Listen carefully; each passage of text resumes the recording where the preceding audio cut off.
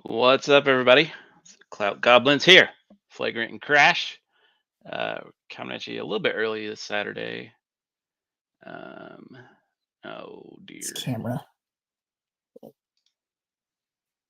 what is going on here? And I just got a thing from Rumble saying that it's having some issues.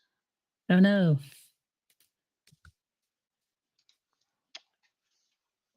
Oh no!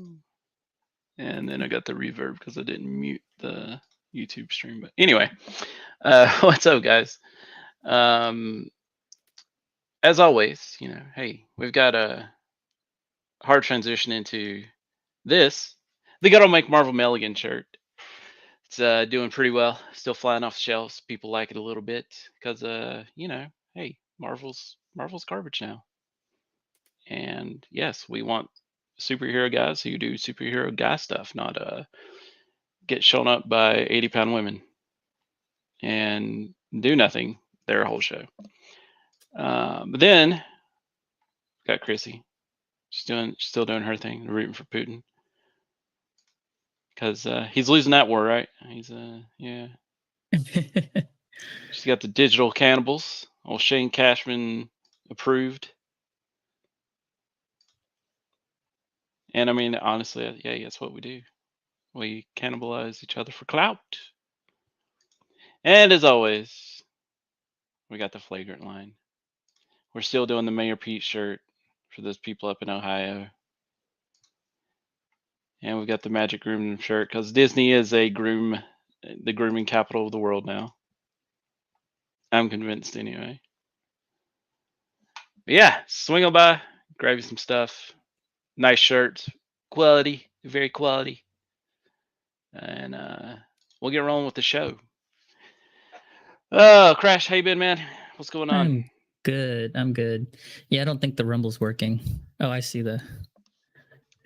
Yeah, I don't know if I can fix that. Probably not on the fly. I think we just upload the VOD later or something. Yeah, speaking of, I'm gonna go ahead and remove it. Yeah, that's fine. Okay. I'm starting to think Rumble's the place to be because it doesn't look like YouTube's going to get any better. Well, even though they're getting a new CEO and everything, because that guy is apparently what's his name, Neil something. But he's the one who started the whole Vox apocalypse against Crowder. Yeah, I don't see YouTube getting any better. And have you the numbers that Crowder's been putting up since he started streaming on Rumble are ridiculous. They're higher than most of the streams he's done, even his most popular streams. And it's going pretty good. I think just on Mud Club he had like 74,000 Friday. Wow. And that's well, it's free for this month, but yeah, I don't see that number going down too much. Nah. I think he's going to be just fine. And Rumble's going to do well. Competition is what this market needed. Yeah. I mean, it needs more, honestly, but Rumble's a good start. Well, even the Rumble guys have said, yeah, we want competition because that will let them know what changes they need to make, and if they can't keep up, then they know they're not doing something right. Exactly. That's how it's supposed to work. Market forces are much more powerful than any government regulation. Yeah, because people like making money. They like surviving, and your wallet will definitely dictate what you pay attention to for sure. And having one company force you to pay attention to things that you don't give a shit about, or forcing you to change your dialogue and how you interact is yeah, nobody likes that. yeah, you're right, front porch. Rumble is right now and looks to be for the immediate future the better place to be when it comes to content creation. And I think with Crowder coming on and getting a big name like that, it's going to push them even harder and faster to work on their interface and their UI and the ease of access and looking stuff up for sure.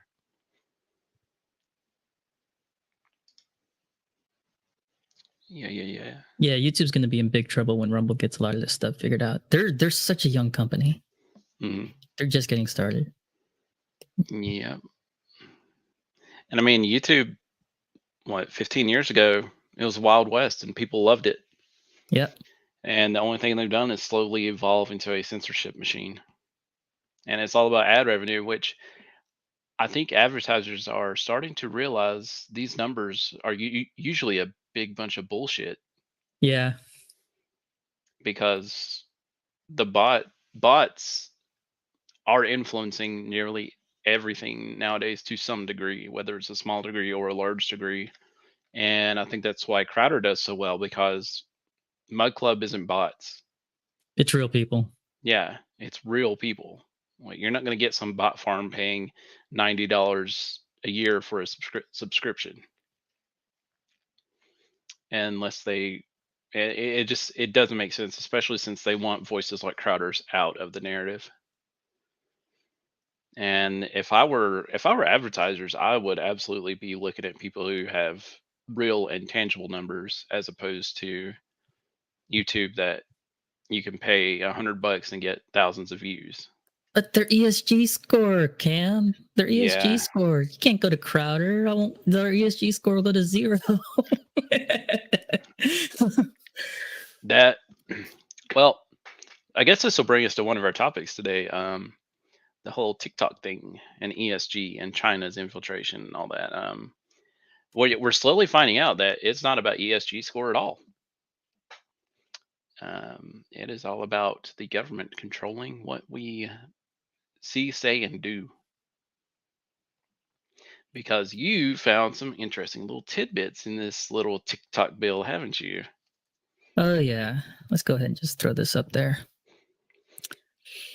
So I'm just going to give a bit of synopsis here. I'll go ahead and post the link so people can go find it. The whole thing, that way I can't be accused of just taking a snippet and missing context. But I'll explain what kind of this bill does. Under the Secretary of Commerce, he has the ability to assess risks in the technology space. And I'm using broad language because that's exactly what this bill does. It doesn't specify social media. It doesn't specify TikTok.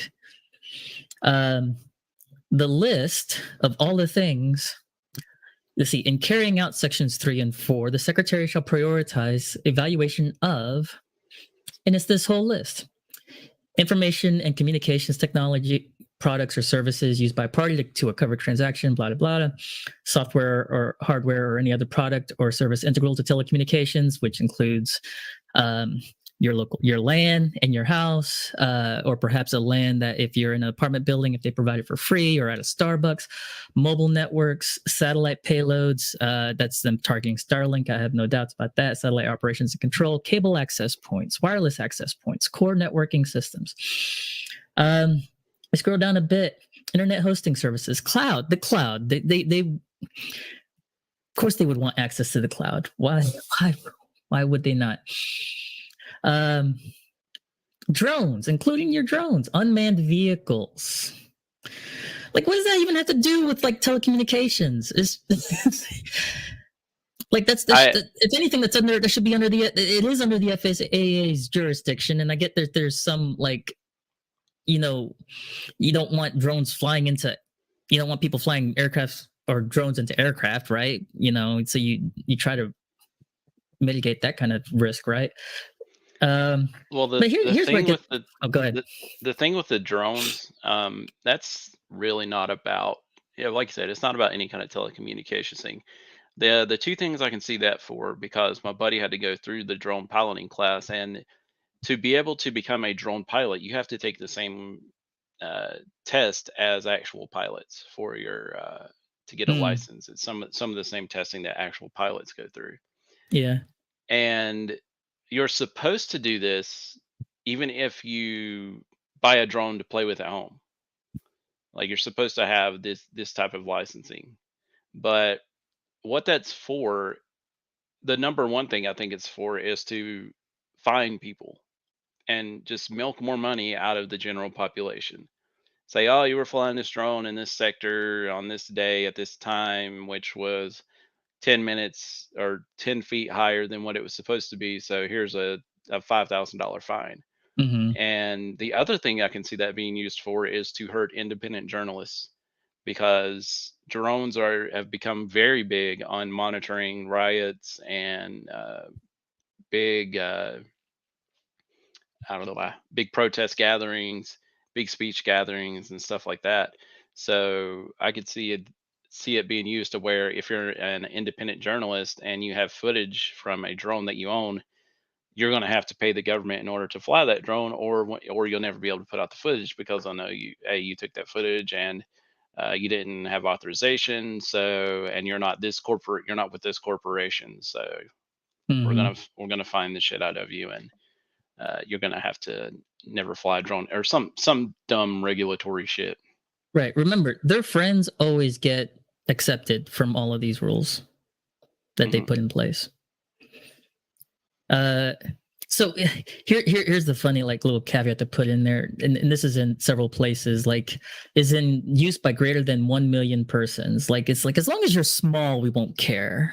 I mean, of course, it's only a matter of time before that becomes a non-thing, or if that gets amended. But that's kind of the whole if you're that's their way of trying to tell you that they're not actually after the little guy. But yeah, these are personal things. Your desktop applications, your mobile applications, your gaming applications, payment applications. That's big. You think they're coming after crypto? Web-based applications. So basically the entire freaking internet. But payment applications is obviously a big thing. How much you want to bet that PayPal becomes the preferred provider? The one that's already promised to fine you $2,500 for violating terms of service on outside activity. I don't remember the exact wording of it, but yeah, they'll fine you themselves $2,500. Yeah. So then screw Cash App, screw your Bitcoin transaction. I mean, luckily, I will say the one thing though is Bitcoin's it's not really a payment application because it's a huge network. So you can't really regulate that. That's the one plus. So they can come after all they want. I still don't think it will work. It's grown too much at this point. Well, and if you think about it, 1 million people really isn't that much for apps nowadays, considering the amount of people in the world. Is it strictly confined to the US, or is it any company within the US that has 1 million users, period, worldwide? So this is the one thing that does kind of push it as a targeting TikTok is that they put some language in here about foreign adversaries.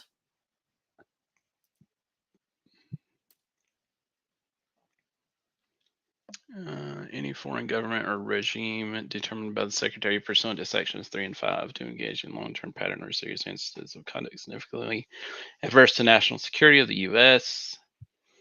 Unless removed by the Secretary pursuant to Section 6. Republic of China, Republic of Cuba, Iran, Korea. Yeah, but how many places aren't listed on there that should be? Like Saudi Arabia. Right. You're right. They're always going to give preferential treatment to who they prefer. And so that's why it just shouldn't exist in the first place, is because you shouldn't be relying on bureaucrats to determine. One person shouldn't decide for 1 million people that is just no, you can't use that app because some Russian developed it. It's no, it's just not right. I'm getting a little discombobulated ranting. I need to slow down a bit. Trying to remember, where was it that essentially a covered transaction is the term that they're using for what can be prohibited or needs to be mitigated. So essentially what that list was that I was rattling off was the list of everything that falls under their purview to evaluate. And then if they evaluate, like, let's say your mobile game as having an unacceptable risk to the United States national security, they can then just prohibit it outright or look for mitigation measures, which isn't really defined. Term mitigation measure means a measure agreed to in an agreement with any relevant party in the federal government or ordered by the federal government. So it's just like, it doesn't even have to be agreed upon. They can do it without your consent as well. And of which any party, of which any relevant party has been notified. So as long as they give you proper notice, that's always just a thing in the law. It's kind of weird sometimes. In any matter addressed under this act, to address any risk arising from a covered transaction or associated with a covered holding. They didn't tell you what kind of measures are there. You can imagine what they would likely be. Yeah. Fines. Doesn't put any, a lot of laws will at least put like limits on fines, to try and be reasonable and see, like, okay, if for some infractions that are worse than others, you have a higher cap on those fines. This thing is just open-ended. And of course, like, jail time for individuals isn't out of the question here. Or how about Gitmo? Just bypass due process altogether. I don't see anywhere in here where it says this will strictly be applied to foreign adversaries. It doesn't make that delineation. Yeah, I couldn't find that either. It's very just vague language, and I think on purpose. I think they just put that in at the beginning to make it seem like that.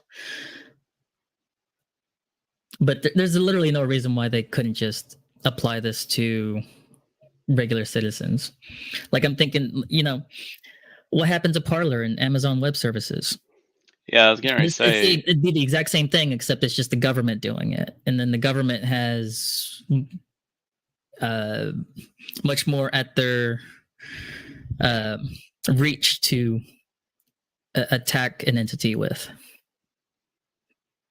Like, all Amazon Web Services could do is just like cut off your services, and then, I mean, obviously there's a contract there, and things are subject to contract law, but that's the limit of what AWS can do. The government can, again, fine you, jail you, remove permits and licensing that you may have had that they force you to apply for to even go into business in the first place. Yeah, because I'm looking at the penalties, and it just basically lists anyone doing anything. Yeah, it's section 11. Okay. Under penalties, it says shall be unlawful for a person to violate, attempt, conspire, or blah blah blah plan. These unlawful acts described in the paragraph are the following: a person may engage in conduct prohibited by. He can't aid, abet, counsel, command, induce, procure, permit, or prove. You can't solicit or attempt a violation of any regulation. All right. If you scroll down, I found the fines up to $250,000. Well, and it also says that anything can be seized or forfeited. Yeah, if they deem that's that always you the have case. Civil asset forfeiture is always just a thing. Yeah. as terrible as it is. Which, for those who don't really understand that's when the government seizes like all of your belongings before you're even found guilty of anything. This is like, if you're under indictment, they will seize your assets. And it's a terrible practice by all levels of government and needs to stop.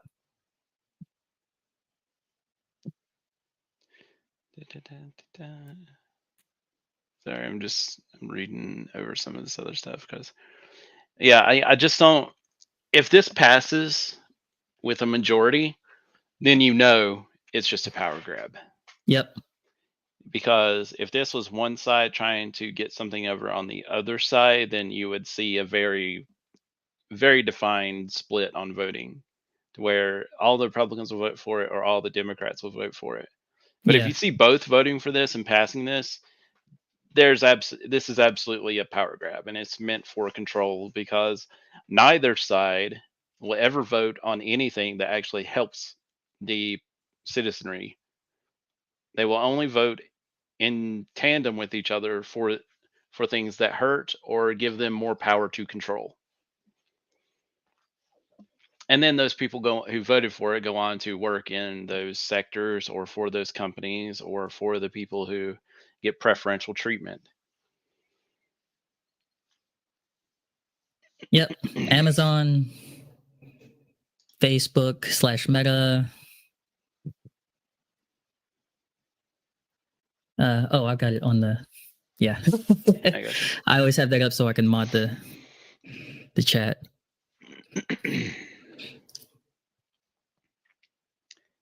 Which, I mean, this really just seems like an addendum to the Patriot Act.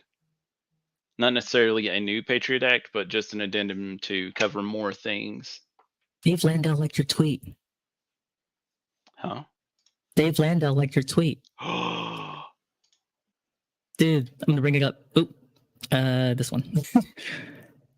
Like the tweet I was mentioned in. That was your tweet about going to see him, and so we're doing our podcast early. Yeah, dude, sweet. I'm pretty excited about going to the show because I've watched Dave's stuff since because I didn't know about him when he was doing Opie and Anthony. Oops. Because O&A wasn't played in this area a whole lot, and I was kind of slow to the local radio, the good local radio station game, and the syndicated stuff.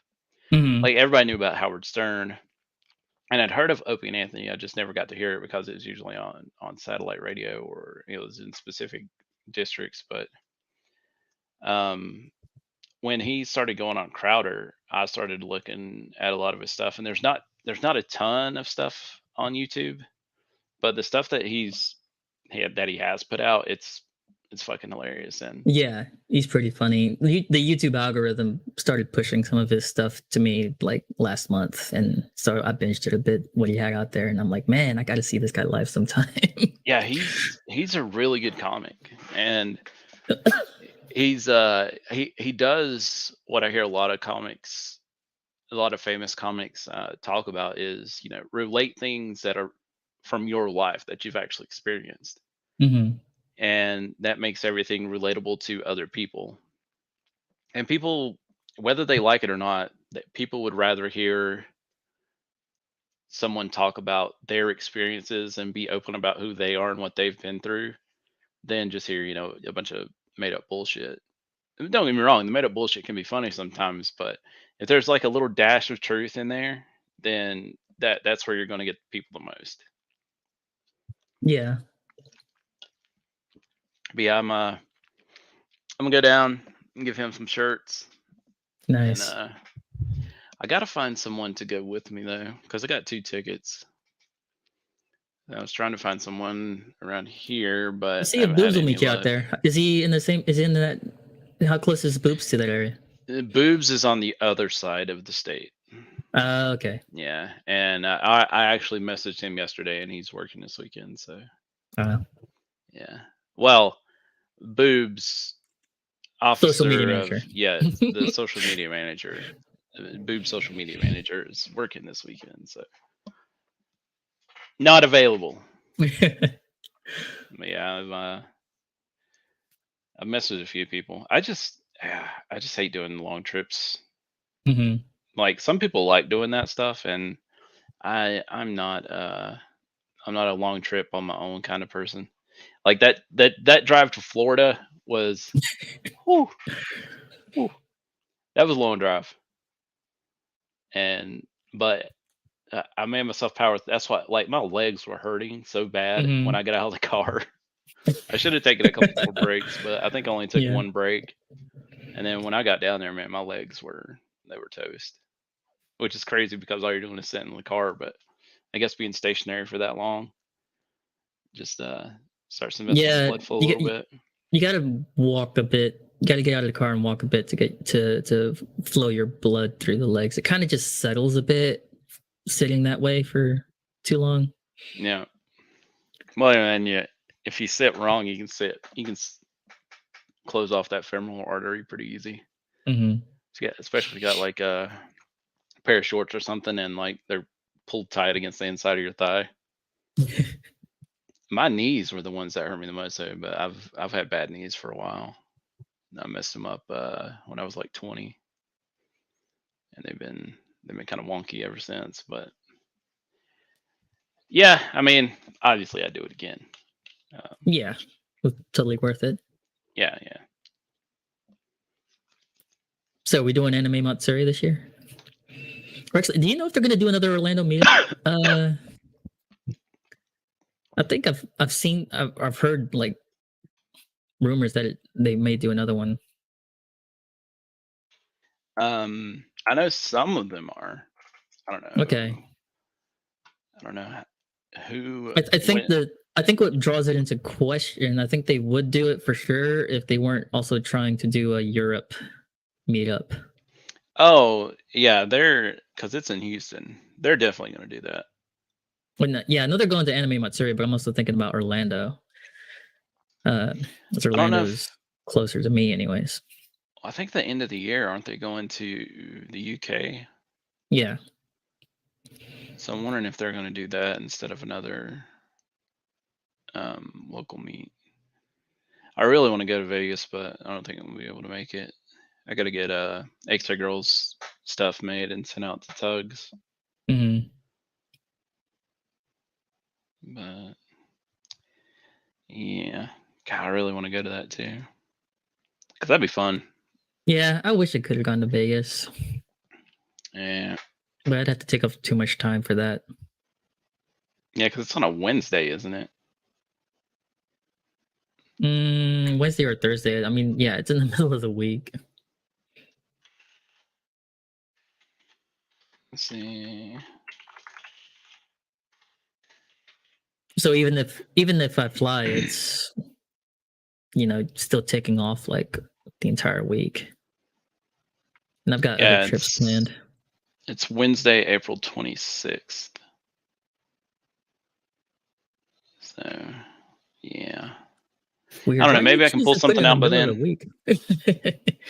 Yeah, that makes it weird for me too, because my daughter's in school, so I have to set up getting her to school and back.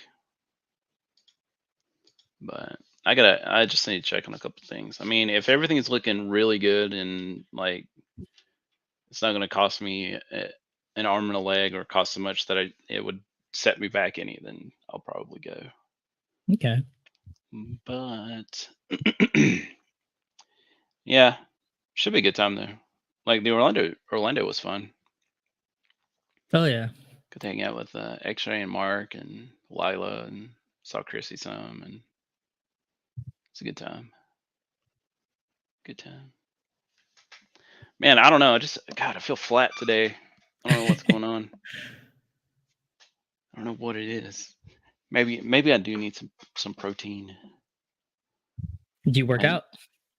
I need. It's actually, the weather's starting to get pretty nice around here, so I'm gonna start walking again. Okay. That's like the easiest thing for me to do, because whenever I work out, I would always get to the point where I'm over the soreness, and then I would always push myself. Okay, because that's what I've always done. I've always like pushed myself to failure, and my pancreas is not like that at all. I would, like, after the soreness, within about 2 weeks, I usually have to go to the hospital, because my pancreas just can't break down the fats fast enough, and it just kind of wrecks my whole system. So it's always a fun time. Yeah, so I just need to start walking more.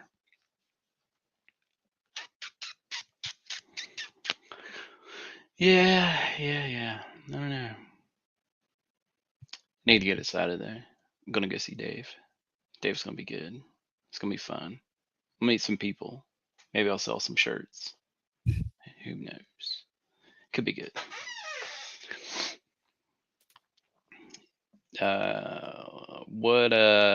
What's your weekend looking like? Mostly chilling. I got my run in yesterday. Did some strength training this morning. Go to church tomorrow. I'm thinking about I might go out and watch the new John Wick movie. I don't usually go to the movies by myself, so I kind of have to convince myself to do it by myself. I wouldn't mind going to the movies by myself because we got a couple theaters that are pretty close by. Mm-hmm. But I'm like, if it was something I really wanted to see, but honestly, there's not been shit I've wanted to see in like the past decade. Like I think, let's see, I can't even remember the last movie I went and saw in theaters. I remember the first movie I ever went and saw, and that was The Matrix, and that was absolutely worth going to see in the theater at the time. And what's funny was everyone in my town slept on it. Like we went there on a Thursday or a Friday, and there was almost no one in the theater. And to me, that was one of the best movies ever. Yeah, it's definitely up there. Definitely one of my favorite movies. My first was the Teenage Mutant Ninja Turtles. I got that on VHS. I think I got Yeah, I the had all second three one on VHS at one point. there. I don't know if Wasn't they're the still second around. one? Was it the second one where they got in the fight in the candy shop or the candy shop or concession shop or something like that at the beginning? Because I remember the one line from the movie where Michelangelo like tackled this guy behind the bar and he's like, "You want a pickle? I'll give you a pickle." Yeah, that's the second movie. Yeah. Yeah, I And mean they're in at the the time, I mall. didn't realize how gay that was. Like they were in the mall, and I think you're thinking Mm, because there was a like a candy stand or something yeah, as well. yeah. Michelangelo's back here beating off dudes, giving them his green pickle. God, those movies were so good. Movies back then were a lot better, and I think if you look at the movies back then, a lot of them were original, thought out movies. They weren't a bunch of remakes. They weren't like dramatized portions of history that had already happened. Like yeah, and that was kind of the start of the superhero movies. Like Teenage Mutant Ninja Turtles was one of the first ones. Yeah, that one and Batman, Yeah, like Michael Keaton's Batman.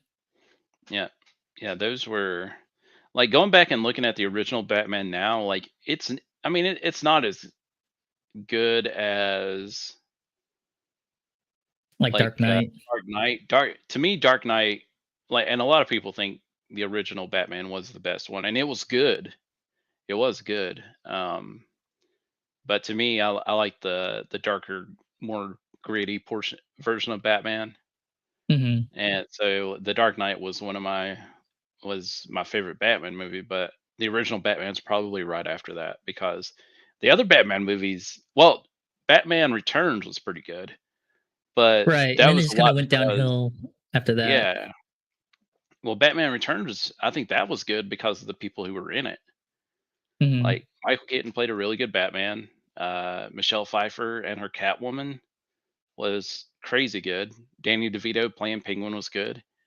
Um, like the storyline itself was a little cheesy, but it was also a lot more dark than I think people Right. really pieced together at the time because the Penguin was literally kidnapping children and I can't remember was was he just kidnapping them and brainwashing them at that point or was he um um, I can't remember if he was doing experiments on them or just kidnapping them and doing dastardly things.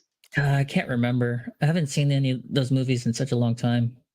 And I I don't really remember remember any of the plot lines. I just remember the characters. I remember that fucking umbrella, the hypnotizing umbrella. Yeah. That was such a It was- comic book thing to do. yeah. Like, oh, look at this spinning circle, Batman. God, Jesus I forgot Christ. about that. But yeah, like after that, like the Batman movies turned to shit. And what's really bad was Val Kilmer actually played a good Batman. Like he fit the role pretty well, and he just had a garbage story to work with. Was he the one? Because he did Batman and Robin. No, that was George Clooney. Was it? Yeah, Val Kilmer only did Batman Forever, and then Okay. then it went to George Clooney. Which one had Mr. Freeze? Was that Batman and Robin? Yes, I think I so. can't remember. Yeah, it was Mr. Freeze and the Riddler. Poison Ivy. Wait, what? It was Mr. Freeze and Poison Ivy. And then the Wait, no, what was the Riddler? Was the Riddler Batman Forever? yeah, I think so. Okay. Yeah, because it was Oh, yeah, the that's right. It Riddler was the and Riddler Two-Face. and Two-Face. That's Two-Face, right. yeah. Tommy Lee Jones and Jim Carrey. Yeah, It's starting because to come back to me. it was Jim Carrey told that story about how Tommy Lee Jones went up and told him he was pretty much a shit actor. I've never seen that. That's awesome. I mean, Jim Carrey's not necessarily a shit actor. He's just kind of a shit person. I mean, I've enjoyed I enjoyed Ace Ventura. And yeah, Ace Ventura what was that one, Liar Liar? Yeah, that was a good movie. Liar was good. Bruce Almighty was good. Yeah. He's been in quite a few good movies. That dude is weird. He is a weird person. And I think somebody was, I can't remember where I saw it. They were talking about when he was on Comedians in Cars Getting Coffee. And it was so weird because the hostess came up to him at the coffee shop and told her, he was like, "What's your name?" And he was like, "That's not your real name. You don't really exist," or just some weird off the wall shit. And like, I don't know. I don't think he's necessarily a bad person, as far as, nobody's ever said he's committed like evil, atrocious acts, but I think he acts like, one of those entitled douchebags. Yeah, just like a lot of other Hollywood. A lot of Hollywood people, folks. yeah. Kind of like Will Smith smacking Chris Rock, and then everyone's applauding for him when he wins the Oscar for Best Actor. God, that whole thing. Because hold on, what's this by Willie? Rumble started monthly member subscriptions through Rumble Rants at any amount might improve things a bit for creators. That's cool. That's cool. Yeah. As long as we can get it to work. Sorry, it's not working today, guys. It just didn't come up, and we didn't really want to put a lot of time into troubleshooting that. Well, something happened with the key, and I'm wondering if I have to update the key every stream, which I shouldn't have. I think so. Yeah, and I don't know. I have to look into it. Okay. Yeah, we'll get it up for next time for sure. Yeah, because I'm really thinking about just doing Rumble, so we don't have to worry about talking about shit that YouTube is like, "Oh, you get too big." Or maybe we should do it like how the others do it, how Crowder basically paved the way. It's just like do both and then tell everybody go to Rumble for the uncensored version of what's to come. Yeah. Because I like Brett Cooper, for instance. She does her entire thing via YouTube. I think there's a case to be made for being on YouTube because that is where the audience is. Like the user base for YouTube still dwarfs Rumble, and I like the idea of potentially reaching people who who still haven't even heard of Rumble, let them know about it and just helping, like just constantly siphoning off users one by one from YouTube to Rumble until YouTube becomes null and void, and then we'll just cut it years from now. Well, I don't think YouTube will ever become null and void because I see bills like the one they're trying to pass with TikTok as something to give them a huge crutch, because then they can just go after Rumble per se, or like Gab, and be like, "Oh, well, you're spreading disinformation and hurting democracy. You're a threat." And then they just seize everything and forfeit everything and shut down their communication lines. And then what the fuck do you do? Well, when it comes to parallel economy, we need infrastructure. Mm-hmm. Absolutely need infrastructure. That's one of the things I really love about Rumble is they built their own infrastructure. Gab built their own infrastructure. I don't know where Minds is hosted. I don't think they have their own infrastructure though. I'm not sure if they're on AWS or not. God, I'd hope not AWS. Good Lord. They're the worst. Granted, they're all like bad, but AWS already dominates that market, and then they're just the most tyrannical corporation out there. Yeah, it's just part of that greed mentality, man. Like with the like, well, I mean, I see it with the shirts and stuff. Like some people who are on other platforms are like, they're getting like next to nothing, and it's all because, and I know, especially for companies like that, they're getting cheap fucking shirts, and it doesn't cost them hardly anything to get stuff printed, and all they're looking at is making the biggest profit that they can. And but if they're the only game in town, like, what do you do? Right. So that's why I'm hoping to be able to give people a better option, because I'm not, I don't know, like making money's nice, but I'm very minimalist. I don't need a whole lot to survive and be happy. Like, are my Well, bills you're paid? illustrating kind of what's wrong with the culture now. So when the left talks about corporate greed, yeah, there's a truth there in that people and it's not big corporations. This is all the way up and down the economy. Just so many Yeah. entrepreneurs are focused entirely on just maximizing personal profit. And you can do that, but if everybody's doing that, then the competition aspect of the market isn't balancing that out a bit. And that's kind of what I see you as providing, is at least in the t-shirt industry and merchandise industry, is when those alternatives start to get provided, people flock to it. And when you get big enough, it'll start to grow more exponentially. And then hopefully others will start to take that cue, is be like, oh, this is a much better business model. I still make good money, but I get to share the profits, build a community, feel good about myself. And like running entirely just after money, it's an empty cause. It really is.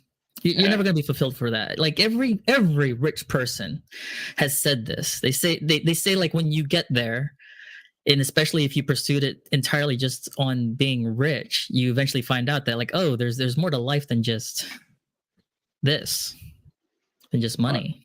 That's why, like, people like, yeah, I don't know, is it Penguin Zero or Penguinzo or whatever, Charlie's? I don't know how to pronounce his name. I know you're talking about though, yeah.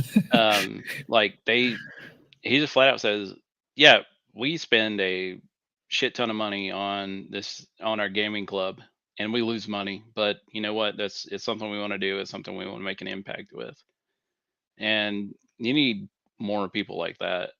Yeah. People who don't look at everything as, am I going to get a return off this? Like, because the cultural impact of the return is going to be much greater than any monetary impact he gets. And yes, Will, you are right. Google does still run the game, because Google is infiltrated with Alphabet people, and the Alphabet agencies, they make sure that they're keeping a really close eye on you. It's funny because Google's parent company is Alphabet. Yeah. I've never thought about that before. Oh, speaking of Alphabet, what else does Alphabet do? I'm sure they've probably got their fingers in so many pies. It's Yeah, like probably there's the a deep BlackRock rabbit levels. Hole. Yeah, I'm saying like there's probably a deep rabbit hole there that people haven't even bothered to dig into yet. Anyway, Yeah. I interrupted. You were about to say something. Oh no, I was trying to make a crappy transition into TYT. Anna Kassparian. Yeah. She's been outed. Turns out she's an alt-right fascist. All this time. How dare she? How dare she? She was the wolf in sheep's clothing. I am a woman. Please don't ever refer to me as a person with a uterus, birthing person, or a person who menstruates. How do people not realize how degrading this is? You can support the transgender community without doing this shit. What a bigot, right? I don't I'd almost guarantee there are videos of where they push that narrative. Oh, I don't doubt it for a second. There's probably videos posted in this thread if I scroll down it, but there's so many comments. Like, how many comments did she get? 20,000. It's just look. I'm not gonna scroll through that looking for clips. Well, there's going to be a super compilation coming out if there is one. Yeah. Because if anyone shills, it's definitely TYT. Yeah. Like, and that's what I'm getting. Like, I was watching Timcast the other night, and he was talking about, like, welcome to the club, Anna. It's nice to have you here. And he's like talking about how good it is for them to take a stand in culture. And it's like, why would you trust these people are doing this out of anything other than pure pragmatism? And why would you give them the benefit of the doubt? I don't think this is pragmatism. I don't think this is. I think Anna actually is upset. It's not actually pragmatic for her to out herself like this and turn against her own audience. I think it's more. What would be pragmatic is when she gives the apology in a week. No, because I see it as they've lost so much money and their viewership is down so far. They're going to have to reach out to the other side. Are you thinking they're trying to cross over to the right wing space now? You think they're literally the meaning of a grift? Yeah, definitely, because they went from getting 20 million from Democrats to almost nothing, and they're kind of a joke now as far in the independent space because of how much they've collapsed and how much of a shill corporation they've become. Like, they literally, well, I mean, all they do is they just spout Democratic talking points. Yeah. Like, everyone makes a big deal if they come out and say anything remotely right of center and or even right of left to the center. And yeah, to me, it's just they're getting hit so hard on the profit front now. They're probably losing a lot of the access that they used to have, and they're probably not getting the same type of funding because they can't turn out the numbers now. Mm-hmm. And they're starting to. They probably realized this a long time ago, but the Democrat backing helped them. But there's no money to be made in this woke bullshit culture. These people don't spend money because they're most of them are just fucking brokies who. Well, they're either broke or sometimes they're basically just kind of funded by their parents if they're the younger crowd, if it's Gen Z. Yeah, they spend money on Fortnite. They don't spend money on anything. I don't think they even spend money on. I don't know what they spend their money on if they have any. It's actually a good question because it's the same crowd that goes. They're the ones who criticize,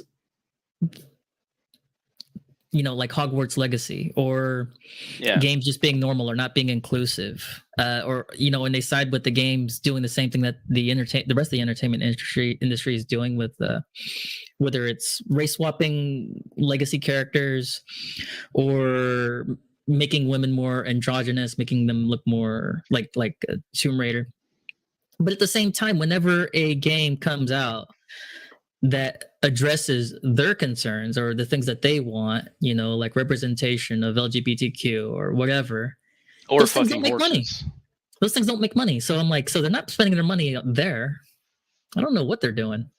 But, I mean, they are perpetually online. You see this all the time. Like if you scroll down enough lefty Twitter threads, I try not to do it too much because it'll mess with your head a bit. But you'll see a lot of the same screen names pop up a lot. Or Eric July's detractors are also a great example of this. It's the same people.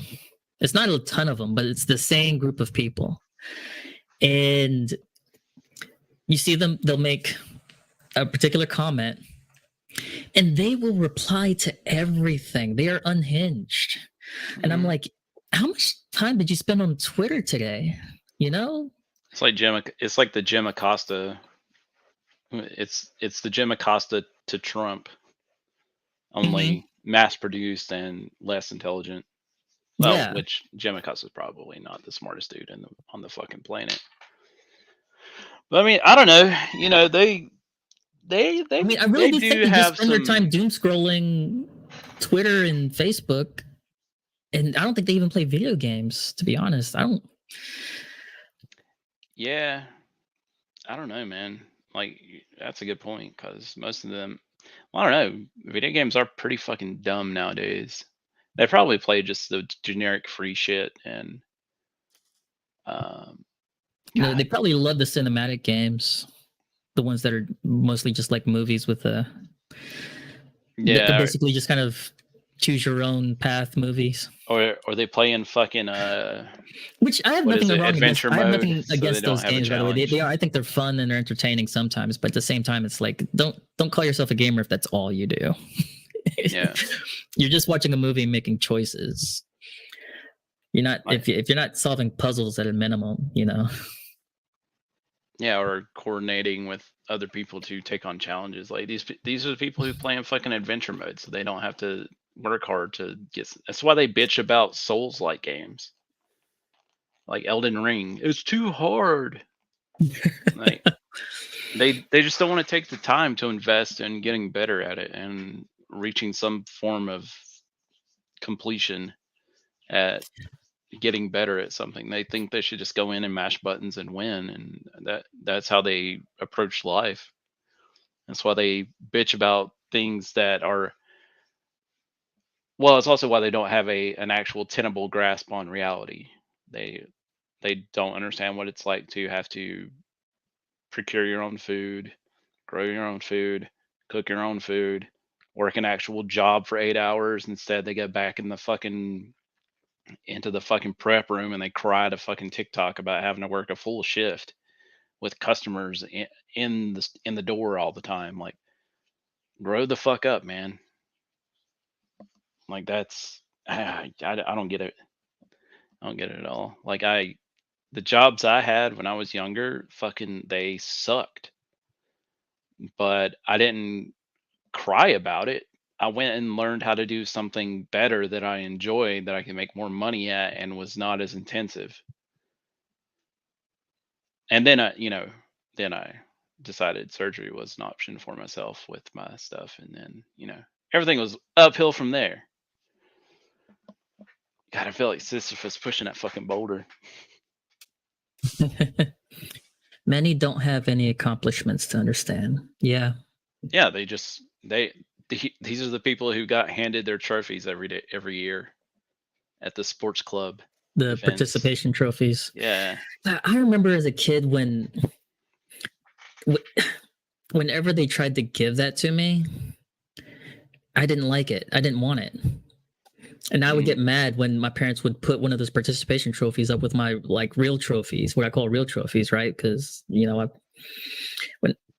was in a little league when I was like 7 and 8, and we won championship 2 years in a row. It's like I want those trophies up there. I don't want a participation in bowling trophy. Like, what the hell is that? Yeah. Well, if I didn't win anything, you don't get a trophy. That's the way that it should work, because then at least you're like, how else are you supposed to get motivated to get better and come back? Or just sometimes you realize maybe that's not your sport. You don't have to do good in every single sport that you try. That's one thing I'm having to deal with my daughter too. Like, she's shorter than the other kids in her grade, and she doesn't run quite as fast. Like, she's fast to be her height, but you put her up against like her cousin who's almost a foot taller and she can never catch her and she just wants to give up. And I'm like, look, that's not how you accomplish or fix anything. Like, do more running, get faster, work hard. Yeah, and even then it's like you might not be as fast as her just because she's got a different advantage than you do, but you can still be faster than other people. Like, just see what you can do first after you put some time and effort into it, and then go from there. Like, don't just give up because you're not good at it the first try. That's ridiculous. Everybody starts at the back of the pack. I was Well, at some point. I mean, I was a runner growing, in high school, and I mean, I almost quit, kind of similar reasons. It was my dad who convinced me to finish out the season. It was my freshman year. And after 3 weeks, I beat everybody in PE because, like I'm running with the cross country crew, right? So like all of the regular people who don't run, I could crush. You know what? That actually felt good. So it convinced me that I ended up running all 4 years. And I mean, I'm obviously not competitive now, but I still run. I grew to love it. But yeah, I had to work hard for that. I wasn't the fastest on my team. I'd never made all district. I never got a medal for anything. I got close, but I was always the guy that, like, if you had top 3 get a medal, I was always the 4th place one. It was really frustrating for a while. Well, it's like how many people start out like toward the back of the pack or middle of the pack their first time or first few times, and then they start working at it, and then they're beating the better people. Like that. Right. That's happened several times in sports. The people who work at it are the ones who get better and the ones who end up ascending. That's just the way that's the way it always is. I wouldn't say it's that they're afraid of challenges. They're just too lazy to take them on. They're addicted to. I mean, they're essentially addicted to easy dopamine. Yeah. It's something that social media provides. Yeah. Like anybody out there who sees this, if you're a keyboard warrior, you are accomplishing nothing. You are literally accomplishing nothing. And if you're a keyboard warrior, if you spend, I'm going to say, any amount of hours a day on Twitter typing at people, you're a keyboard warrior. You need to knock it off. If you want to have any meaning in your life, like. Hold on, I gotta go find some rope.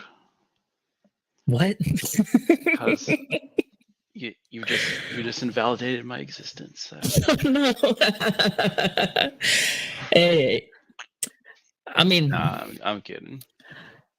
I've been there, but I mean, I've definitely spent probably more time than I'm proud to admit on places like Twitter. I mean, even that's why I took a month off in January, because I was just like, I knew that I was getting somewhat addicted to it, and if you got to take like a month off to get reset.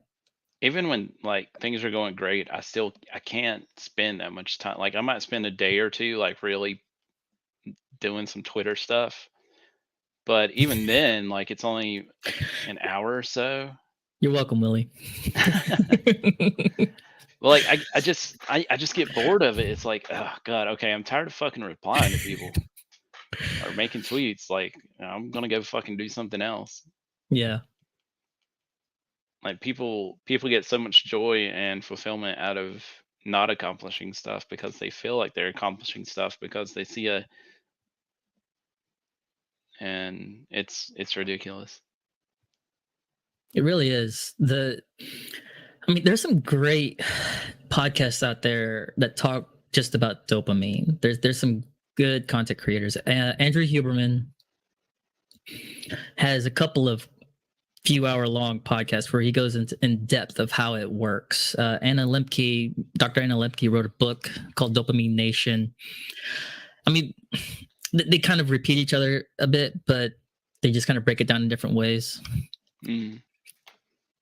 Tom Bilyeu as well. If anybody's familiar with impact theory, he's great, and he brings on a lot of experts just on motivation and how that works. Because it's essentially like people who doom scroll Twitter all day, they essentially have a malfunctioning motivation circuit in their brain, which is the dopamine circuit.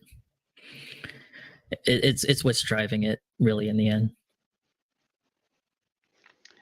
But dopamine should be driving you towards like building something, winning something.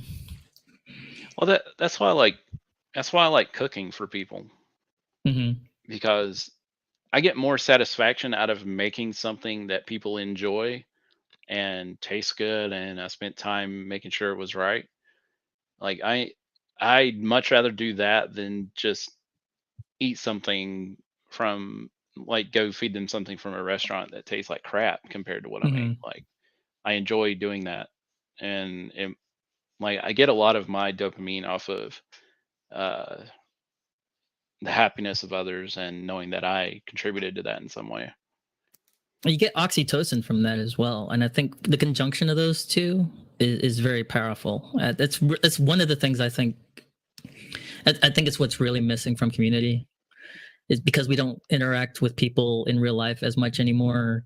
The Hmm. oxytocin that we would get from those interactions has waned a lot. So, and that's contributing to the divisiveness that we see. Like a lot of the things that people argue about online, like if you take any online argument between a lefty and a righty, let's say, if they had been friends like since high school and it's let's say it's just like 10 years down the road and they're having that argument, it goes a lot differently because of the oxytocin and the bonding that they've had over the years. You're less likely to be disrespectful to someone that you've known for a long time than some rando on the internet. Yeah, and that's where I think a lot of people mess up too. They see these arguments from probably bots, and they take it way True. too Yeah. personal. It's like even the people who might be real and be replying to your post, you're probably never going to see those people ever in your life. Right. Like, they should not be dictating your emotions, because more than likely they're never going to play any part in your life or have any real impact on it. As long as you choose to not let them have an impact on your life. Yeah, that's true. I Like, mean, when I get snarky comments on my stuff, I just laugh at it most of the time. Sometimes I'll say something, but I do it more with a purpose now to try and get a rise out of people. I did a lot on this Kassparian thread. It was fun. But it was also just simple. All I would do is just like whenever they mentioned trans man, I would just reply, "That's not a man." And that was it. And then immediately 3 comments come in, "You're transphobian." yeah, I don't know. Yeah, people like the Young Turks. I just, somebody, God, who was it? I can't remember. I saw it on a podcast or something. It's like, why even accept these people and give them the benefit of the doubt when they've done nothing to deserve any type of forgiveness? Like, none of these people make apologies and then show any kind of, do anything out of repentance. They just like, oh, like the COVID amnesty shit. Like, oh, well, we deserve amnesty. It's like, well, okay, you made our lives a living hell for so long because you believed a mainstream narrative that was both incorrect and profitable for the evil people. So like what are you doing to assuage the situation that you created? It's like when somebody does something wrong to you, like in a very terrible, like they've been lying to you about something for years, and then you find out the truth and you've known the truth, and then you confront them with the truth, and then they're like, "Oh, well, yeah, I'm sorry." Like, that's not going to cut it for me. Like, okay, you're sorry. Now what? What are you going to do to ensure that it's not going to happen again, or that you have some kind of guilt?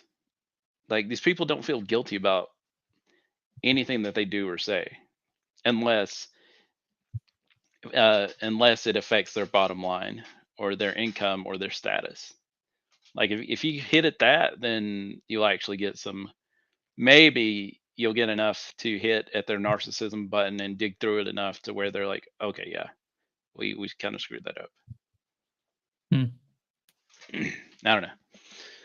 I don't trust them. They're I mean, wily I don't pieces of shit who want to fuck horses.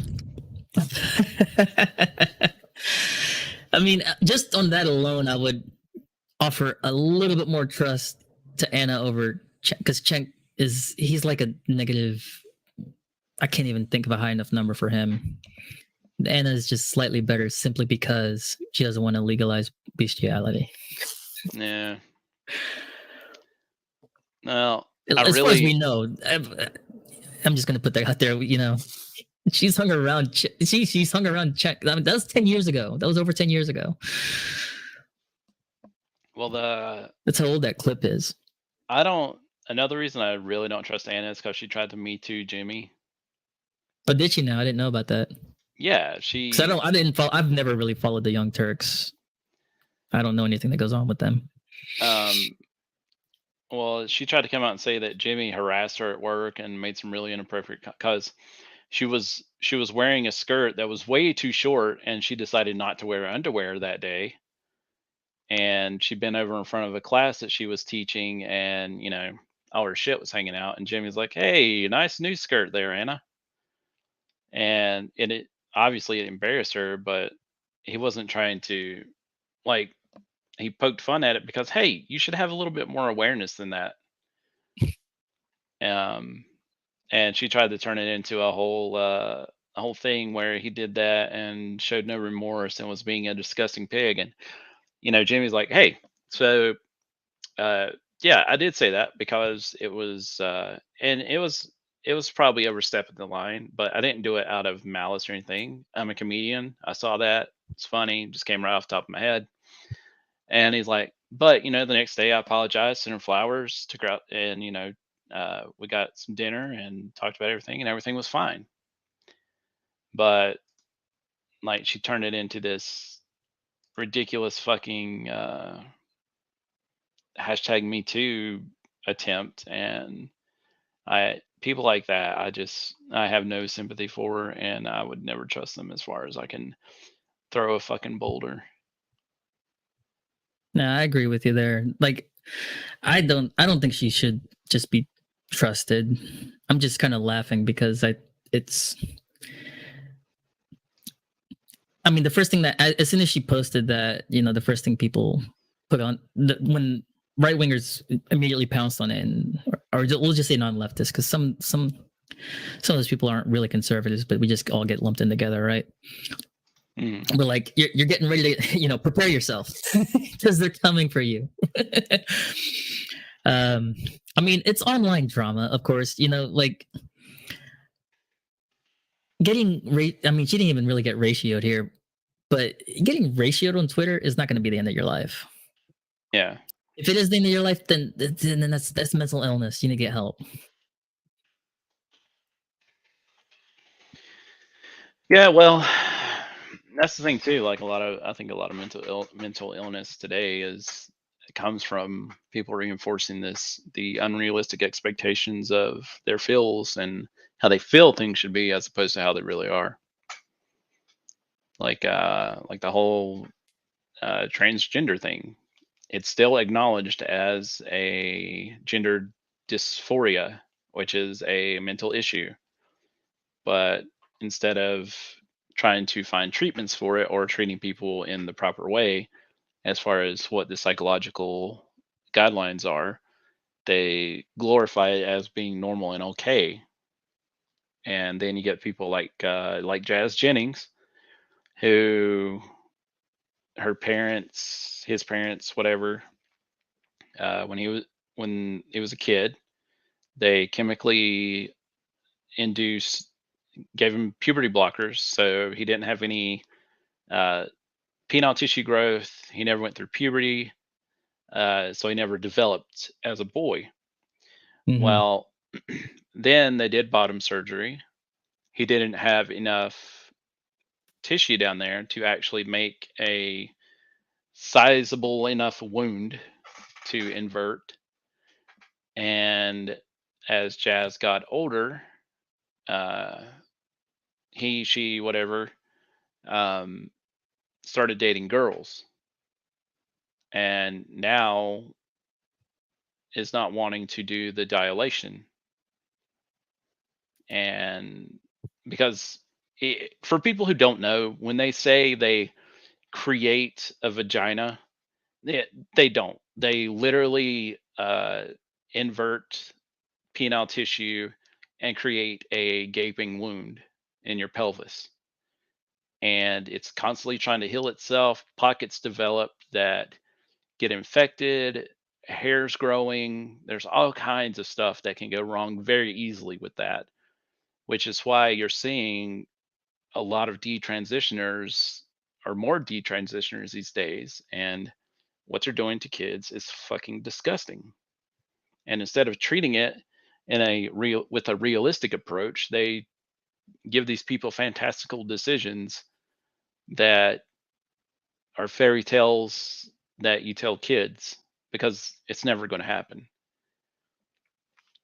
And Jazz's mom is talking about Jazz moving out, and her main concern is her not dilating, and it upsets her so much that she admitted one night she got up in the middle of the night, took some lube, jammed a dilator into Jazz, and woke her up from her sleep. Like, that's disgusting. It's when it's the parents pushing this, it's kind of gives a Munchausen's by proxy kind of vibe. It's very weird. Yeah. Like it's like not weird, it's disgusting. It's like they wanted, like she wanted a girl so bad,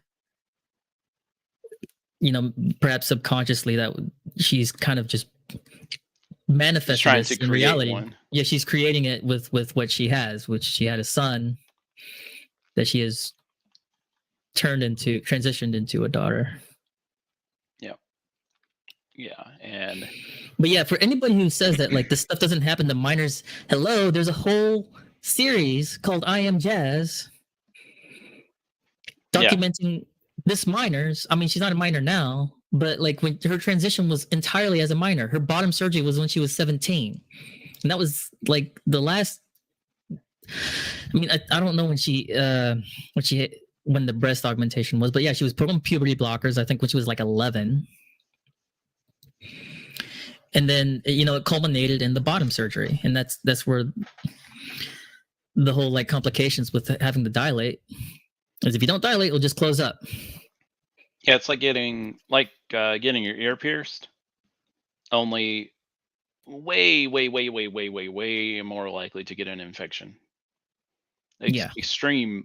It's almost guaranteed you'll get an infection. All right. I didn't want to Willie's comment here, so I'm going to go ahead and bring it up. It's a hard transition, but we'll do it. 75% of content will be AI generated by 2027. Your thoughts? I guess one, do we think that that's true, that it'll be 75% by 2027? Because that's only 4 years from now. At the rate it's going, yeah, I could see it being way more than that, honestly, because AI is getting to a very, very ridiculous degree. Like they just did the Unreal 5 demo, and they were able to map out and completely create digital characters that look lifelike from a woman speaking for 30 seconds. She had on no equipment. All she did was stand in front of a camera, and it completely mapped out all of her physical features, repeated her speech that looked pretty damn close to real, and it rendered in maybe a minute and a half. And so, yeah, depending on, because AI, I think, is going to become an inevitability, and I think honestly that prospect is a lot scarier than I think people realize, because once AI, if it does develop self-awareness, it could shut down everything. Especially with the interconnectivity, I'm wondering, because, well, think about it. You know, you've got this level of AI that's public, and you know DARPA and the military has way more intricate technology than we can imagine. Mm-hmm. So I would say AI is, yeah, I don't know. There could be a major, massive, cataclysmic event involving AI before long.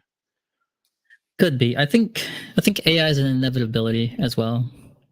I think what's important is to really, we just got to embrace it at that point, because AI will, I believe, I mean, it'll be all sorts of versions of it, right? But I think ultimately AI will take the route of its parents, really. Like humankind is really AI's parents. You got to think of it as a child.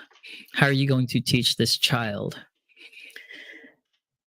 I mean, God forbid if the left starts like training AI. Luckily, I think that they're so out in their own delusions that they're just going to kind of miss that boat. So I see that as kind of an opportunity, you know, that the people who actually work for a living and do real work can get ahead of this. And I mean, the government, obviously, that's a scary part of it because the government never has good intentions for such advanced technology. So that's kind of the counter to my argument, right? Is that groups like DARPA and others are probably looking for more nefarious purposes for AI. Yeah. But I think the best we can do is just kind of, with the AI that we have, just do our best to train it for the good and use it for the good. Like, because it has a lot of uses. You know, I did a AI workshop actually this week online, just kind of out of curiosity, how to use like ChatGPT to streamline art production, and also using what was it called, Midjourney. Midjourney can develop like photos in like minutes as well, just pictures. You just got to give it a prompt of like, what are you looking for? You know, and it doesn't have to be real. You can use real people, and it still needs help with that. But I mean, eventually they'll get it'll get close, right? But they did the guy did a demonstration of just developing pictures of Tom Bilyeu and a polar bear at a sunset, and it was quite amazing. He did it within minutes and just demonstrated it right in front of us. He used ChatGPT to develop his prompt for the Midjourney rendering. He just copied and pasted what ChatGPT spat out, and then boom. Then a couple minutes, it spat out 4 pictures that looked pretty good. Complete art with no artist. Yeah. Well, some people argue that AI art is art theft, but honestly, it's the same as any artist who looks at other people's works and then develops their own style from the works that they see. It's just AI is able to do that on a exponentially greater scale. Exactly. So I don't see it as art theft because it'll never be able to reproduce that person's art exactly. There will always be like the subtle difference. They can make digital copies, but you're not going to have a AI painting, the Mona Lisa anytime soon. Yeah. But yeah, I don't get that argument about art theft because we literally do the same thing whenever we create art. Especially if we're trying to do certain styles of art, we will look at several hundreds, if not thousands, of illustrations of the style we want to get good in, and we'll adapt and create from those. I mean, And I can see how it can easily be used for what could be considered like IP theft, for things like fan art. Yeah. I just happened to have a conversation with a friend like 2 weeks ago about this, and how she was kind of worried about that aspect of it, of people selling art that's based on like existing IP because they can generate it so fast and just kind of flood the market. It's a bit like kind of worrisome from her standpoint. She happens to be like a very good artist herself, so she's a bit inundated in that sector. And it came to her mind when she was at a recent convention. So I think she saw it, maybe at least one where she suspected that the art might have been AI generated versus more like hands-on generated by whoever. Yeah. Because I mean, like the one thing about AI art generation right now is that you can still, at least in some cases, still kind of tell the difference, because there's some things that AI hasn't quite figured out. Things like hands, for some reason, it just can't seem to figure out arms and hands. And ears. Yeah, it's a hard time with the ears too. Yeah, but I think eventually the AI will figure that out, or the engineers will figure out how to train the AI to figure that out. Yeah. Well, it is 4 o'clock my time, and I got to start heading out before too long. Did you want to see? Did you want to keep going, or see if anybody wanted to come in, or you want to just kind of call it? What kind of call? But Willie's got one more question here. Good points. When will AI self-generate? The fall of man? I'm just hoping that that's after. I don't think I want to be Ugh. here for that. I don't know if I want to be here for that. See, I don't want it to come later because I'd rather be here to help my kids than not be able to. Well, I think that kind of illustrates the difference from someone who has kids versus someone who doesn't. I would hope that I would be the kind of man that would take a different approach if I actually had kids to worry about. But right now, it's just my parents I got to worry about, and all I really want to do is make sure I outlive them. Because I mean, you gotta think about this too. Like AI, if it's a computer-based AI, it's going to be extremely logical. Like programming emotion is not going to be as anywhere near as easy as programming just factual, logic-based decision making. So the real question is, will AI, when it gets to that point to where it can start taking over systems, if it will find humans to be useful? if a person can ever figure out how to train AI to be empathetic, they will save the world. But I don't know if that's even like physically possible. Yeah, it's I mean, if you look at our brains as a computer, like it's a neural network that it's a network of neurons that fire kind of much similar to how a brain chip does in a way, right? And mhm. uh, so I imagine that it might be possible if you can figure out how our brains do it. Maybe you can actually program that. And if you can, Well, I think that that's the crux of making sure AI doesn't turn on its makers, is that if it can empathize with them and understand hurting them uh on some level. Like obviously if I hurt somebody, like if you and I got into a scuffle, like uh if I see that you're hurting, like I'm gonna feel that a little bit because you're my friend, right? And that empathy, that neural circuit that operates, if you can translate that into logic somehow. I don't know. I think programming emotion would lead to a quicker downfall than just a logic Okay. based. Because if you can program empathy, you can also program hatred. You can also program lying. You can also program envy. Yeah, there's bad that comes with the good, It's true. That's a fair point.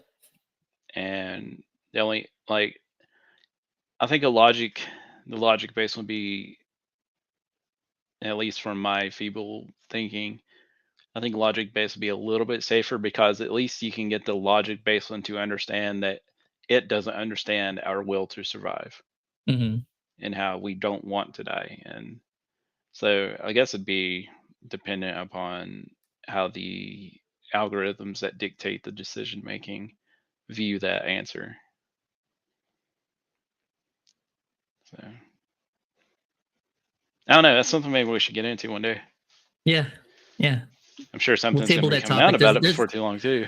yeah. But All right. We can wrap up so you can get ready.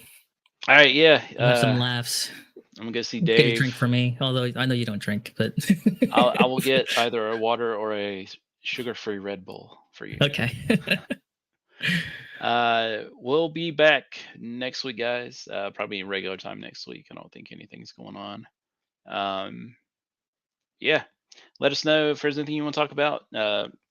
Like, subscribe, comment. Let us know what you think. If there's something you think we should change or anything on your minds, because hey, sometimes we do it like last week and we just fly by the seat of our pants and Yeah, tag us on talk Twitter about stuff. if you see something that you think's worth us talking about at the next podcast.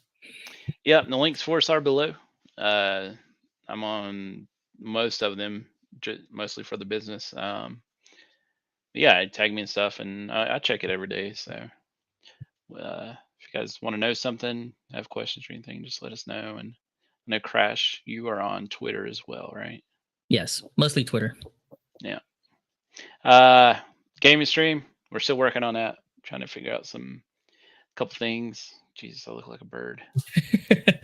But yeah, we're gonna start getting some more streams going. I'm working on I had the idea about starting one with some hotties to kind of discuss dating and where that is right now, and get general thoughts on maybe some younger generational thoughts on the dating world and our generation or older generations. So that could be fun too. But yeah, so it's in the works. Got some more stuff coming. We're working on it. But yeah, I guess that's all I got. You guys know where to get the shirts. FlagrantTriggers.com. Crash, you got anything? Nah, I'm good. It was good. Good discussion. All right. Well, yeah, fun time as always. Yeah. Also, fun time, guys. Support filing cabinet. Yes, support your local Christina filing cabinet. Shout out to Frank. Yeah, we'll catch you guys later. Have a good day. Bye. Bye.